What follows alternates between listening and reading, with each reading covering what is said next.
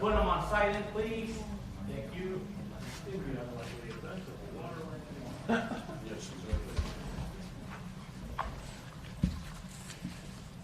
Okay. Good afternoon.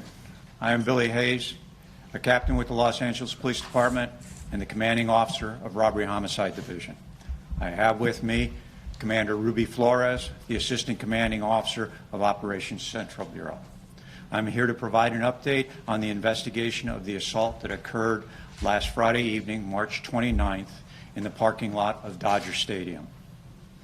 On Friday night, between 12:30 and 1 a.m., Mr. Rafael Reyes, 45 years of age, was walking in parking lot 3, presumably walking to his car near the end of the game.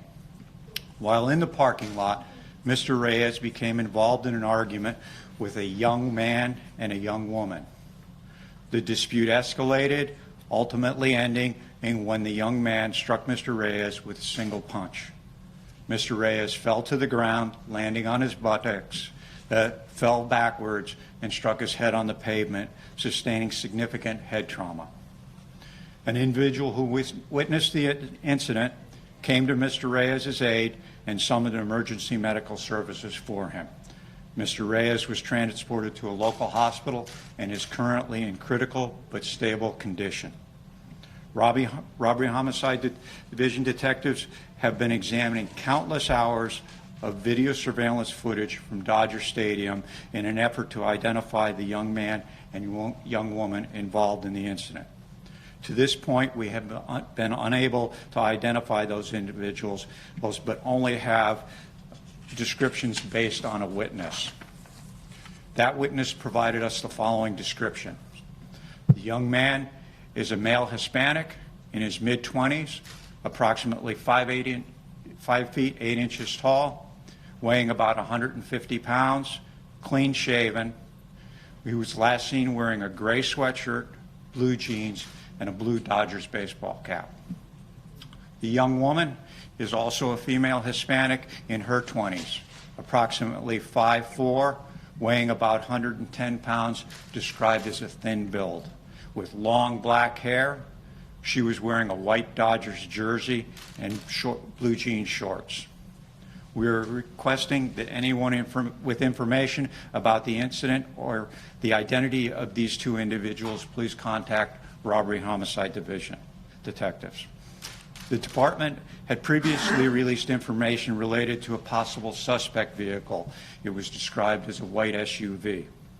Robbery Homicide Detective Divisions have located that vehicle and identified the individuals associated with it and clearly determined that they are not involved in this incident. As we continue our investigation, we cannot express enough that we believe there are additional witnesses to the incident and that there are individuals who are aware of the identity of this young man and young woman, and we would encourage them to come forward and contact Robbery Homicide Division investigators at 213-486-6890. At this time, I'll be happy to answer questions related to the investigation. I will defer questions related to the deployment of personnel and LAPD personnel and security at the stadium to Commander Flores. I'll start here. Do you have any understanding if they had met in the ballpark during the game, or did this argument start in the parking lot suddenly? Do you know how long they had known each other? Yes. I can answer with what I have for information thus far, and what we believe is that they did not know each other, that the incident stems from an incident that occurred or contemporaneous to the altercation in the parking lot. I'll be candid with you. I believe I know the cause of that altercation and dispute. However, I'm not willing to discuss it at this point in time.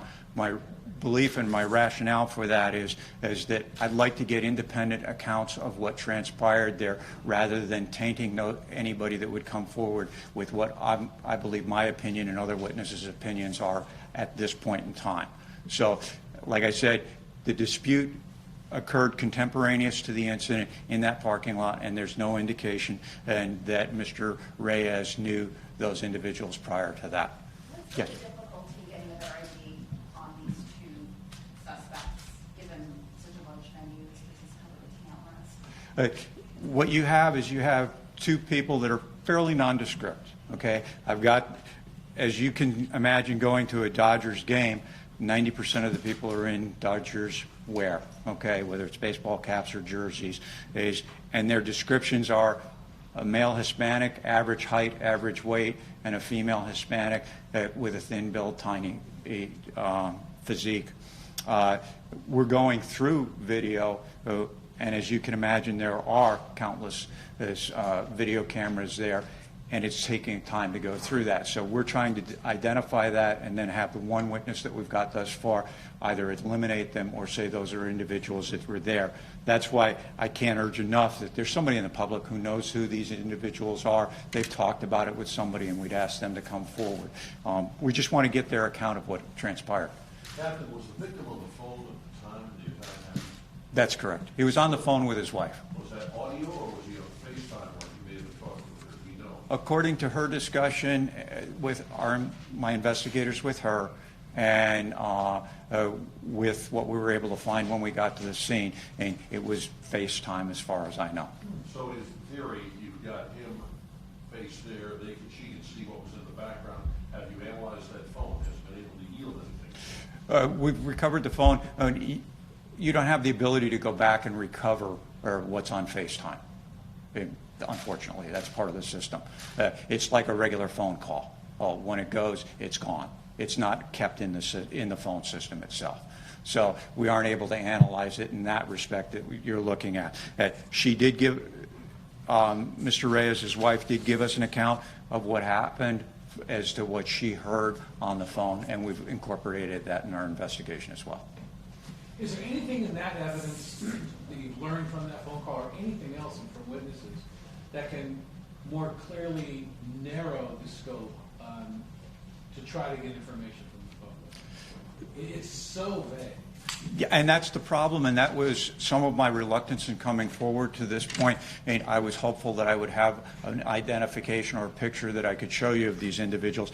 But at this point in time, the camera systems are so voluminous, and trying to go through them and have one individual say yay or nay on that, on those are the individuals, and then bring that to you is taking time. So at this point in the investigation, I can only come forward with the physical descriptors that individual has provided to us. So that's why I'm confident that these people talked to somebody else about that incident, and that's not something that you would go through and not share with somebody, and we're asking that those people come forward. I can't emphasize enough, we want to get their accounts of what happened. And to be clear, to those people who may know who is responsible, you need clarity. That doesn't necessarily mean that severe criminal penalties are necessarily, you just need to know what happened. You need to know what happened. In any dispute, there's always two sides to a story. And right now, we have partially one side of the story. And that's an account from a witness that was there that saw part of it. And then, as I said, Mr. Reyes, his wife, was on FaceTime with him during this time and provided us her information. I'd like to get this young couple's information and get their side of the story, as well as anybody else that saw it. Captain, you said that you referred to one witness, sir. Go ahead. One witness only. Was this in such an isolated part that there were no other people around? It was just that one witness and the man who threw the punch? I think it was the time during the game. That game went extremely late, as you recall. This was about 12:30 to 1 o'clock in the morning. I think they were leaving, from my understanding, before the game had completely finished. So they were walking through the parking lot. It's not a desolate area, but it's on the way out, and maybe other people were more enthused in the game and wanted to stay towards the end. Two more questions, please. Are you hopeful about being able to talk with the man who was attacked to help be able to provide some more background here? Do you see that Yes. as possibly happening anytime soon? What I can tell you is a couple of things.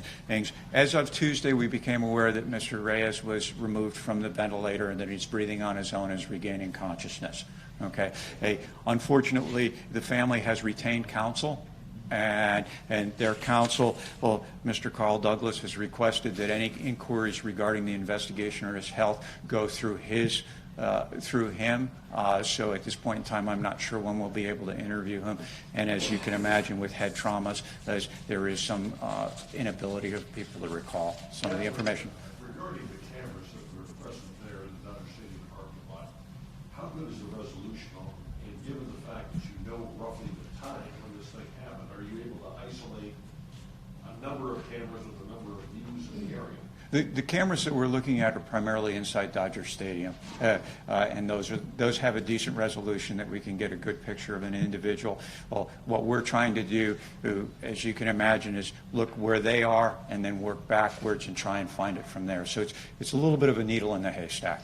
But nothing out there that actually could have caught the images of what happened? Nothing in the parking lot. There's no video in the parking lot that captured the incident for us.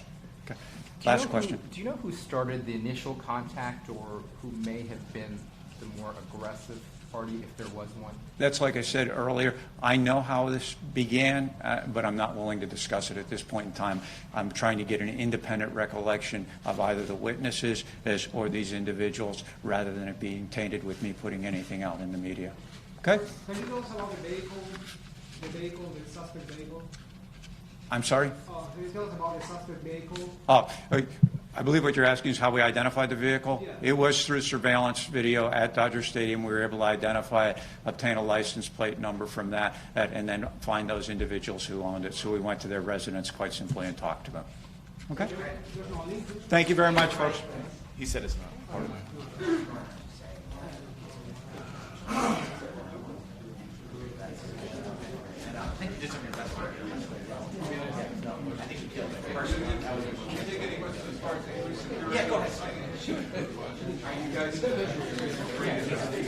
You know what? If you have that